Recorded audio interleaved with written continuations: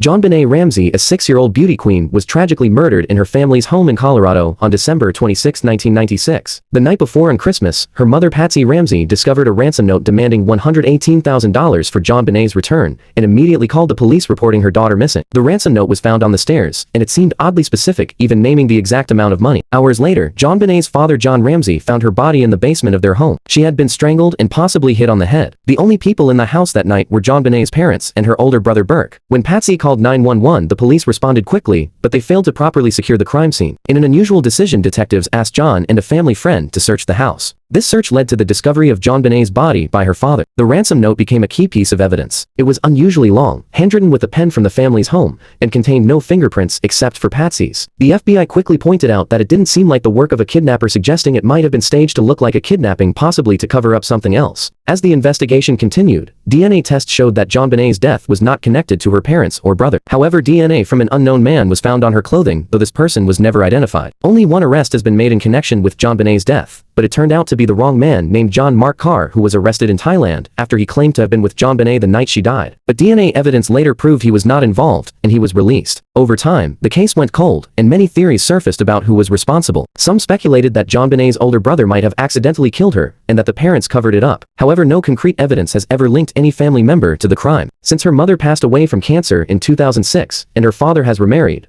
but the pain of JonBenet's death still affects him. To this day, the true identity of JonBenet's killer remains unknown.